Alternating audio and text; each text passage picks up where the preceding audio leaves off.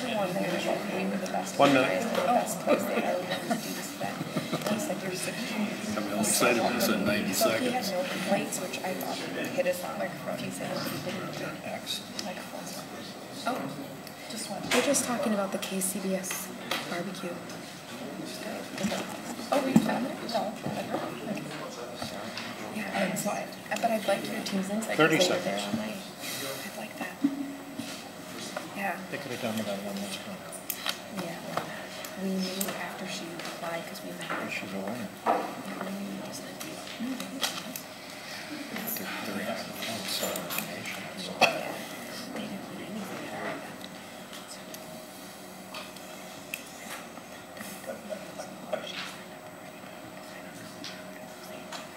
She didn't actually ask me.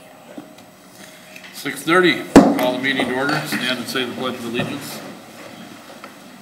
I pledge allegiance to the flag of the United States of America and to the republic for which it stands, one nation under God, indivisible, with liberty and justice for all.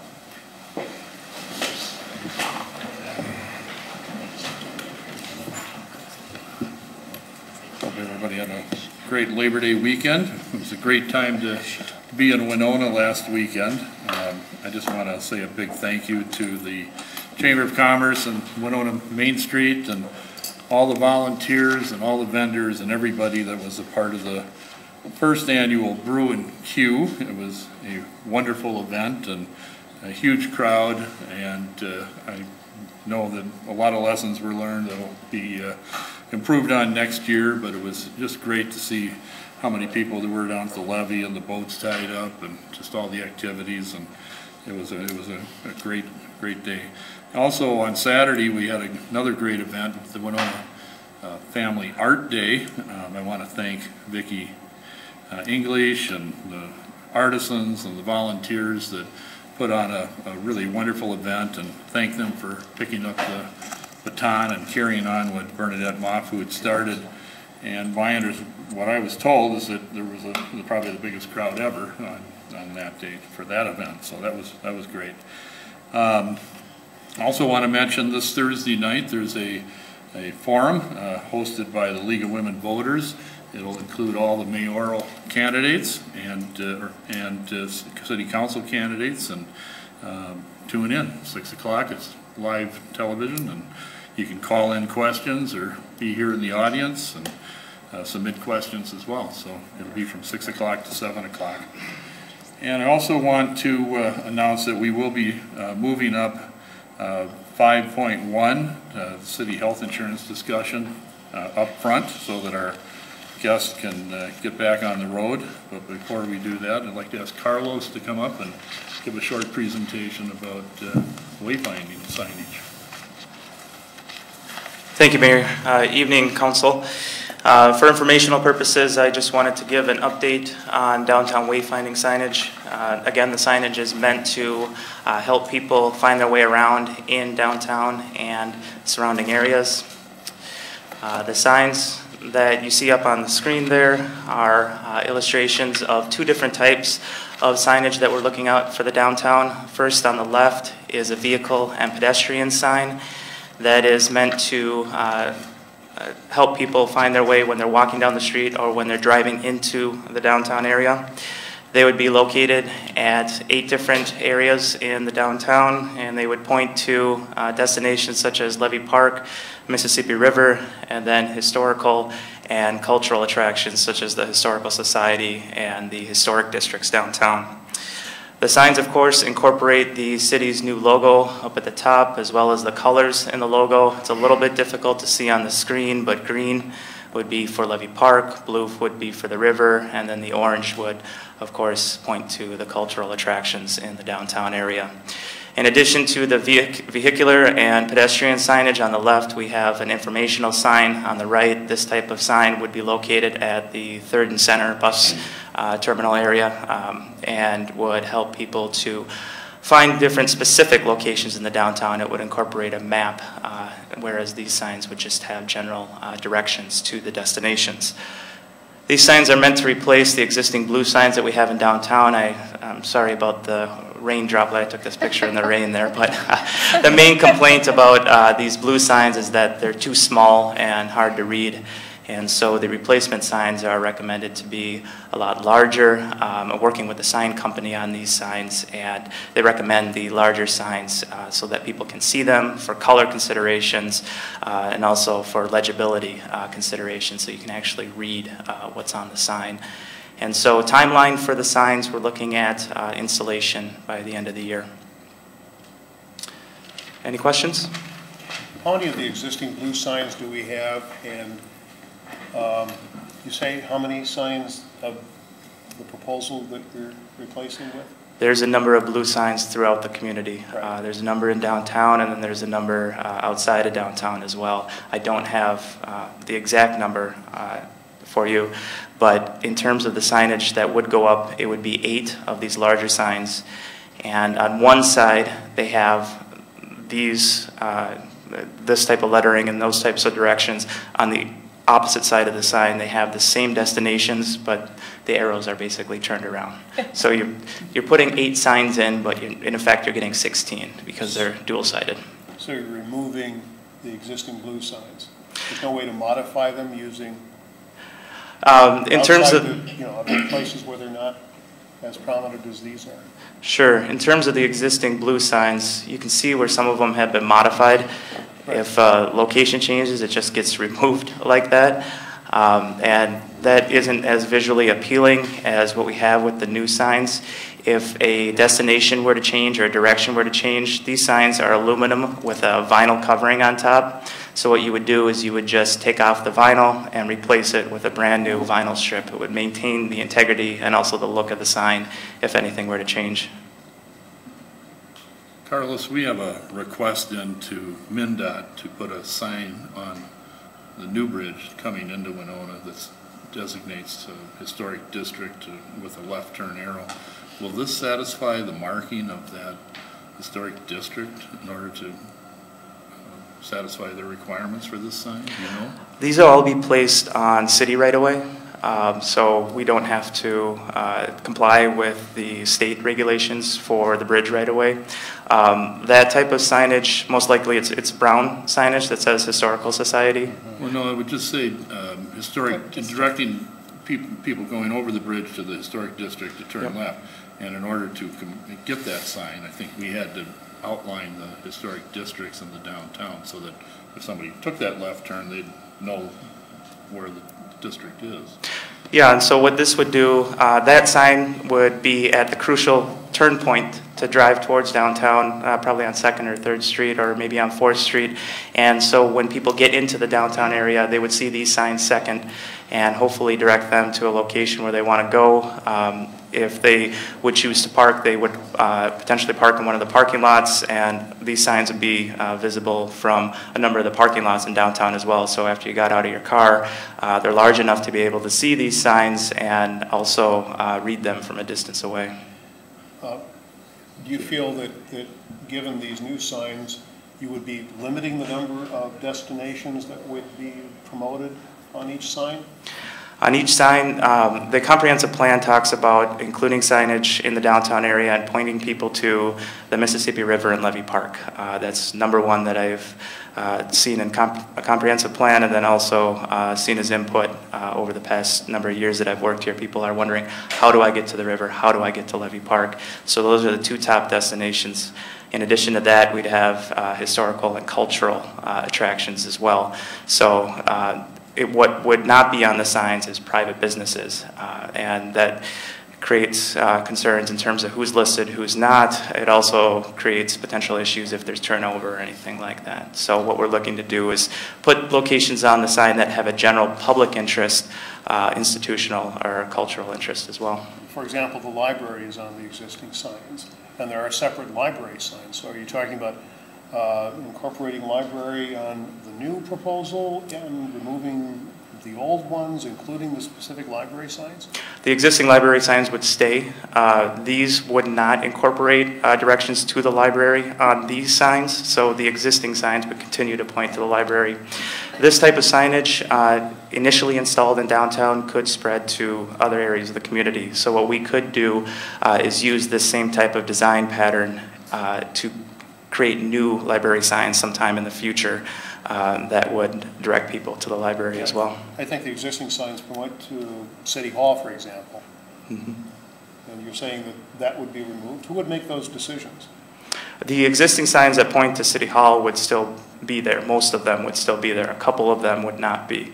But most of the signs that are in downtown are meant for a combination of people who live in Winona, but also visitors as well, people who are just coming into the city and destinations that they'd want to go to. So my question was, who would make the determination of what's on each of those new signs? Well, I have a list of a number of the destinations, and I could send it to you, and we could talk about it if you want. Yeah, please send it to the entire council too. Will do. Please. All right. So we can all be aware of what your proposal is and react once this is public to citizen input. Sounds good. Carlos, I don't want to belabor the point, but I think it will be important to have a sign coming over the bridge directing people into the historic downtown. And I guess I want to make sure that we have the kind of signage that gets us that sign. We will, Your Honor. I think we also need those historic signs on 61, north and south. And we might even want to talk to MnDOT about what we can do about promoting a historic downtown up on the interstate. My own experience, if I may, is that interstates are highly specific, and any highway stuff is very specific as well to the highway department. And so I encourage staff to do that, to go forward with that, but it's going to be a long process, in my opinion. Worth a try. Yeah. Well, thank you, Carlos. All right, thank you. City Manager? I do have two things, Your Honor. First off is to recognize Robert Mullen, who's a part-time firefighter. He just received his paramedic certificate, which is a very big undertaking, and so congratulations to Robert. Also want to make council aware that if you've been reading the news, there's been several instances lately, not only in Winona but elsewhere, about fire departments and police having to work with folks that are undergoing some sort of mental health issue in the calls that they take.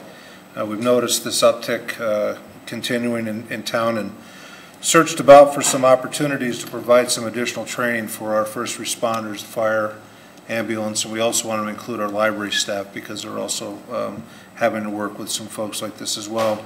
And so we're offering a mental health first aid class here tomorrow for some of our frontline employees.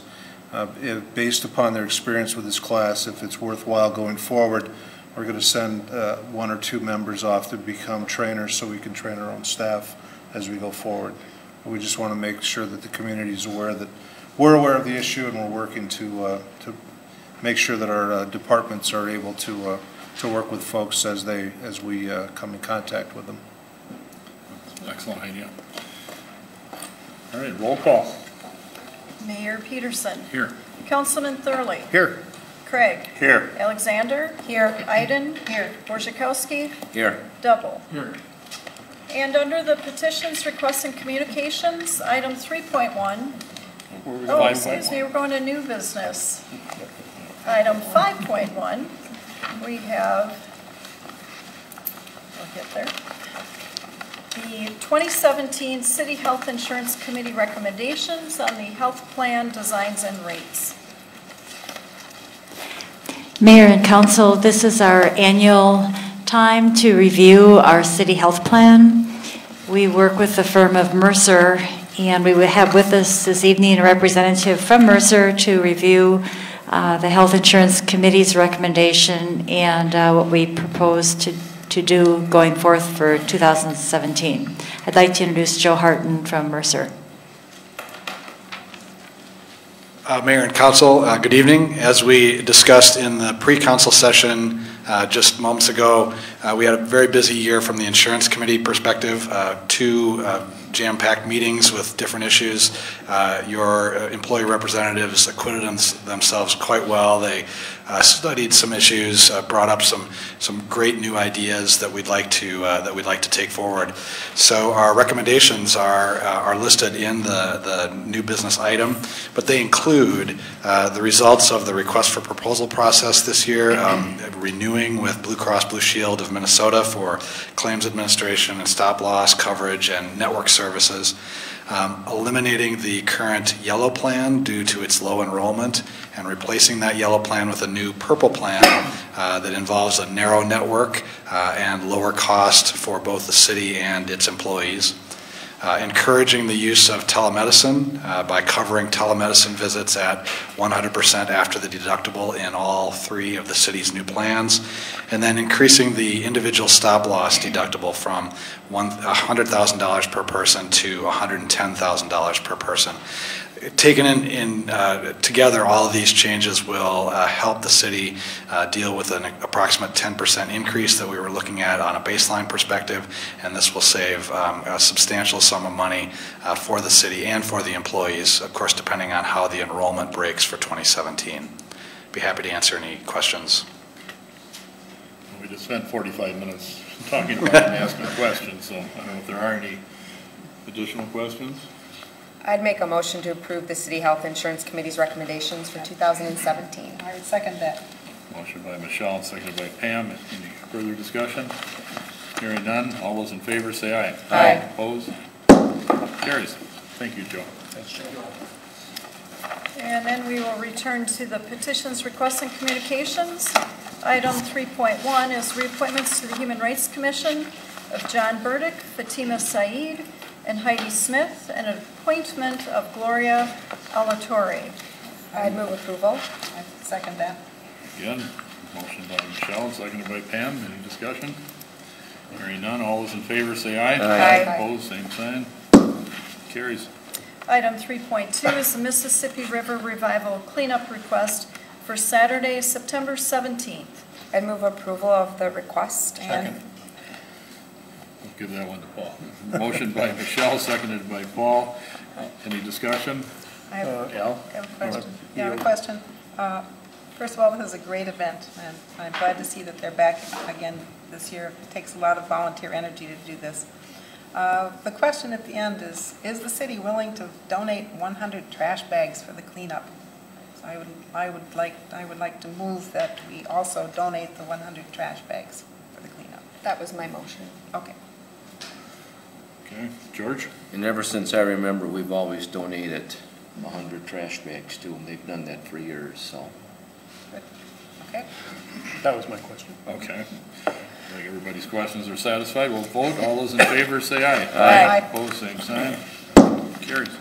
Item 3.3 is the Harriet Street closure request for September 15th, and this is Harriet between 9th and 10th. Move to approve the request. Second. Motion by Jerry and seconded by Michelle. Discussion? Hearing none. All those in favor say aye. Aye. Opposed, same sign. Carries.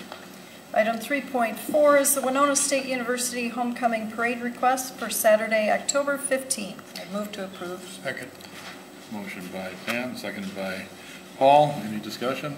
See, Joe Reed is here. I think Winona State has a good football team, given their first game we saw the other day, so go Warriors. Anything you want to add, Joe? Okay. I was hoping we could get the little Cinderella cart again and jump on in that, and as a council just kind of go down the parade. We could put a crown on the mayor and you know, work this out. Okay. I think it'd be good. Council women can wear tiaras or what? Right. Yeah, okay. Didn't you ride in the Cinderella cart Thanks once? for reminding me. I think we could introduce ourselves to the WS, you know, students that way. Boy, that's one I I'll missed. pass on that one, I'm not going to make you wear a tiara.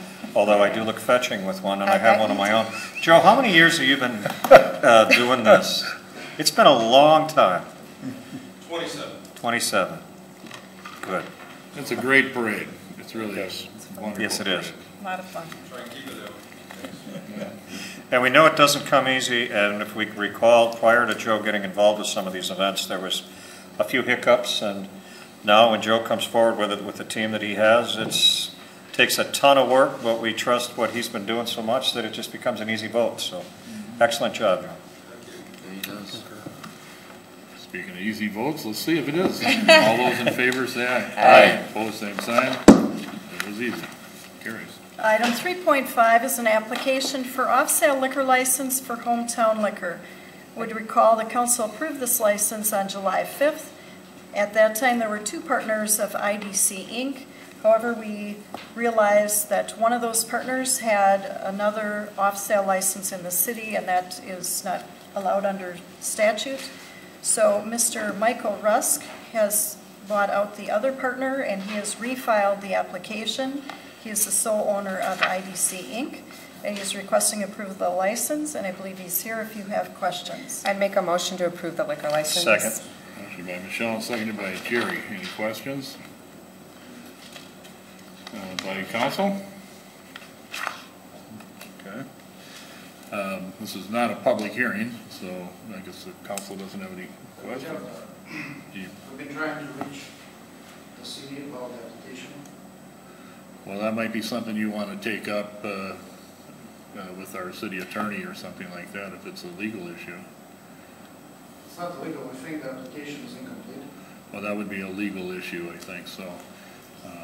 This is not a public hearing, so But we didn't get a notice for the public hearing when it was. Was it a short notice? That's my We hear it today. I don't understand. Mayor and council, for liquor licenses, there are no requirements to have a public hearing. The application is presented to the council as part of the regular agenda.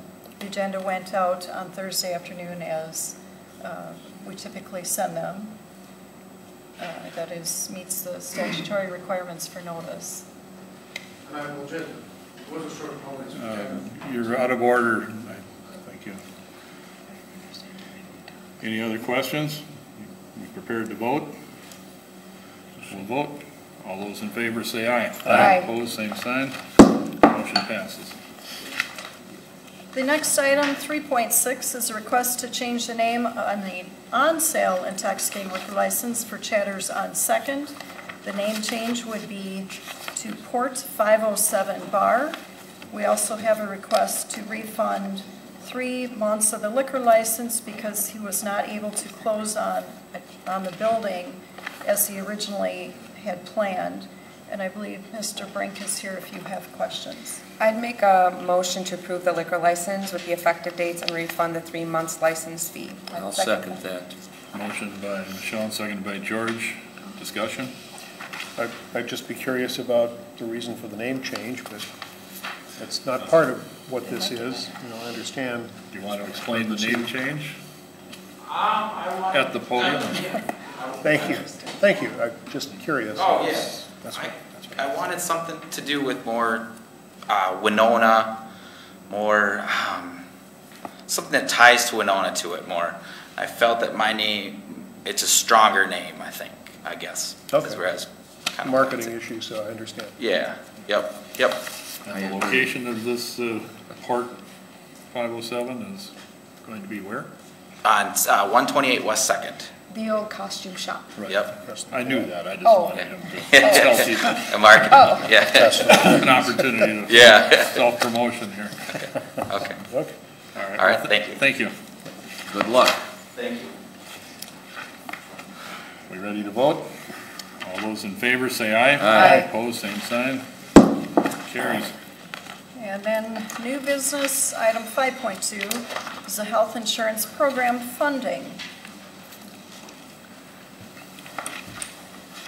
I would so Make a move motion. to approve the additional funding for the health insurance program. Second. George moved, Michelle seconded. Discussion? Hearing none, all those in favor say aye. Aye. Opposed, same sign. Carries. Item 5.3 is the 2017 budgets and tax levy. I'd make a motion to adopt the proposed 2007 budget and adopt the resolution for the proposed tax levy. Second this. 2017. Motion by Michelle and seconded by Pam. Discussion? Had a lot of discussion over a period of about 4 or 5 hours last week on this. So, If there aren't any questions, we'll vote. All those in favor say aye. Aye. Opposed, same sign. Carries. And item 5.4 is the 2017 budget and levy. Announce the date for the public comment portion of the regular scheduled council meeting for December 19th. I'd make a motion to confirm the time and place as listed above. Motion by Michelle, seconded by Paul. Discussion. All those in favor say aye. Aye. Opposed, same sign. Carries. Item 5.5 is the proposed fee ordinance for 2017. I'd make a motion to introduce the proposed fee ordinance. And I guess, Motion by Michelle, seconded by George. Discussion. Does that also include the adoption of the fee ordinance? That technically would be the motion at the subsequent council meeting. Okay. Any further discussion? Hearing Hearing none. All those in favor say aye. Aye. Opposed, same sign. Carries. Item 5.6 is to set the public hearing regarding liquor license fee increases for Monday, October 17th. so moved. Second. Motion by Michelle, seconded by Paul. Discussion. George. Yeah, just a couple of questions. I think we've touched on this before. Why does the liquor license, the big one for $2,900, why does that go up every year? Well, Mayor and Council, the city costs go up every year, and it's... Because I know it's gone up for 17 out of the 18 years. It goes up 25 and 30 and then now 60. So just, because I will vote against that increase when it comes to us after that hearing, but I just cannot see a actual reason why that's the only license I believe in our city that is raised every year.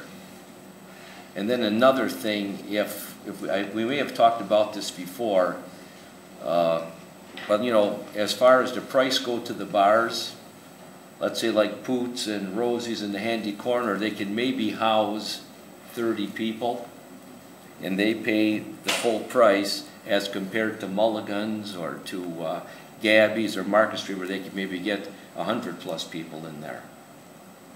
Is there a way that's something we can look at for a dialogue on that, or is that a state rule that it comes down to? No, Mayor and Council, if you wish to have additional liquor license classes based on occupancy, you could set up additional classes.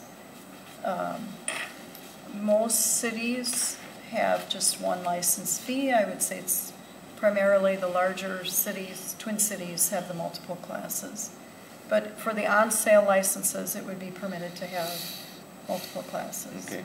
I'd say after this hearing and all this stuff is done, I'd just like to have the council and the administrative team take a look at that. Because a lot of them do bring up a good point, just as a lot of the clubs are not supposed to serve non-members, but they do. Now, I know the Legion, they've given up their license, correct, Jerry? They're no longer a club license. So, my understanding there. That's correct. They are paying the $2,900. They're a regular on-sale license. But I think I'd like to have a discussion on it. I think we can certainly do that. I think it's a fair discussion on it. Okay, we'll do that. Okay. Mayor, I would suggest, perhaps, George, you might want to advise those businesses that the public hearing would be a good place for them to express their issues. Well, I say a lot of them never come to the actual public hearing on it because it normally goes through anyway, but I would just like to have a discussion, or we can look at the person housing 30 people compared to someone housing 200 and paying the same price. And where should the cutoff line be? Yeah, good question. Can you get 30 in Poots? Seen it done. All right. Ready to vote? All those in favor say aye. Aye. Opposed, same sign. Carries. Item 5.7 is the certification of completion, final estimate, resolution of acceptance of the 2016 bituminous mill and overlay project. I'd make a motion to approve the attached resolution. Second. Motion by Michelle, and seconded by Paul. Discussion? If I might, Your Honor, just to point out, this is less than the $1 million, so the rest of that will be encumbered and brought forward. One of the reasons that we were a little less than the $1 million in the original 2017 budget is we were anticipating the carryover. Okay. Al? Mayor, I would ask staff to look into the completion of the manhole covers and the rings that are necessary to make them street level in the Sunset Edition. I've noted still orange barrels over the existing manholes at least a few days ago. So I haven't been there today, but for approving the completion, I certainly would include and hope that would include restoring those manhole covers to the street level, as opposed to being much too high for that. I believe we still have retainage, so they're required to. Okay. So when I did speak to the engineer about it, he told me that that requirement remains. Good. Good. Okay. George? That money, Steve, that you talked about to be encumbered, could that go into next year's street overlay? That's what I mean by encumbering it. That's what you're putting into that? We'll bring it forward to the next year. Okay. Thank you. Anything else? Not, we'll vote. All those in favor say aye. Aye. Opposed, same sign. Item 5.8 is the City of Winona and Teamsters MOA for the ice arena maintenance worker. Make a motion to authorize the city manager and clerk to sign the attached memorandum of agreement. I'd second that. Motion by Michelle, seconded by Pam. Discussion? Al? Yeah, I need clarification for a phrase that says during such assignment at least 2 consecutive work days. Is there a specific definition for a work day, which is either part of this memorandum or the existing contract? It's in their union contract. Okay, so there is a number of hours that constitute a Correct. specific work day. Okay, Correct. That was my concern, that it wasn't clarified in the MOA, but I understand it will be, or it is already in the. We're only modifying this specific issue